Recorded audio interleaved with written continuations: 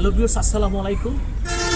একটা কথা মনে রাখবেন, রেগে গিয়ে চিৎকার করে কথা বলা ব্যক্তির মন ভালো হয়, সরল হয়।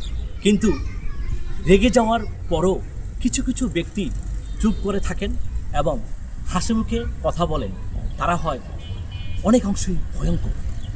আমরা যারা আছি পারিবারিকভাবেও এ কথাটি বাস্তব, এবং যদি আমরা চাকরি জীবনে বলি সেটাও এই কথার বাস্তব। অনেক ক্ষেত্রে দেখবেন অনেকে আছেন চাকরি জীবনে আপনার রেগে যান, তাৎক্ষণিকভাবে বিচার করে সমাধান করে ফেলেন। কিন্তু অনেক বস রয়েছেন যারা রেগে গিয়ে শান্ত হয়ে যায়, আপনার সাথে সুন্দর ব্যবহার করে। সে খুঁজতে থাকে আপনার দুর্বলতা, আপনার সমস্যা। সে ধীরে ধীরে আপনার পিছনে লেগে যায় যে কখন আপনাকে ধরা যায়, এবং সেই মত অনুযায়ী সে আপনার দুর্বলতা খুঁজে হঠাৎ একদিন দেখবেন আপনাকে ফাঁদে ফেলে যায়। তখন আপনার চাকরি জীবনে বড় ধরনের বিপদের সম্মুখীন হন। এই রকম অনেক বস রয়েছেন যা বাস্তবে দেখবেন। আপনারা যারা চাকরিজীবী আছেন হয়তো ভেবে দেখবেন আমি কথাটা সঠিক বলেছি কিনা।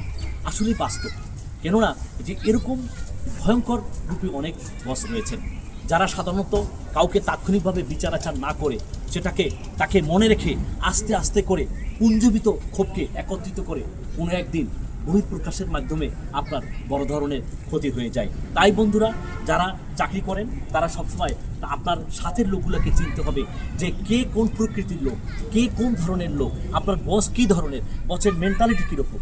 সেই মেন্টালিটি অনুযায়ী যদি আপনি চলতে পারেন, অথবা সেই মেন্টালিটি অনুযায়ী যদি আপনি কাজ করতে পারেন, আপনি সাধারণভাবে কোনো বিপদ আপদ থেকে দূরে থাকতে পারবেন, সাধারণভাবে আপনার বিপদ থেকে মুক্ত থাকতে পারবেন, অথবা অনেক অংশেই বিপদ থেকে নিজেকে সেভ করতে পারবেন। তাই বন্ধুরা, যারা চাকরিজীবী আছেন তাদেরকে আমি আবারও বলছি যে আপনারা যে ক্ষেত্রে যেখানে আছেন না কেন, আপনার বস কী মেন্টালিটির অধিকারী সেটাকে আপনাকে বুঝতে হবে। আপনার কলিগ কী ধরনের অধিকারী সেই মেন্টালিটি বুঝতে হবে। সেই অনুযায়ী যদি আপনার সেই অফিসের কার্যক্রমগুলো চালাতে পারেন, তাহলে আমি 100% আপনাদের বলতে পারবো যে আপনার অফিসিয়াল কার্যক্রম অথবা চাকরি জীবনও কিন্তু আপনি ভালো থাকবেন। ব্যক্তিগত জীবন যেরকম আমরা ভালো থাকতে পারি এই কথাগুলো ভেবে, সেরকমই চাকরি জীবনও কিন্তু আমরা ভালো থাকতে পারি।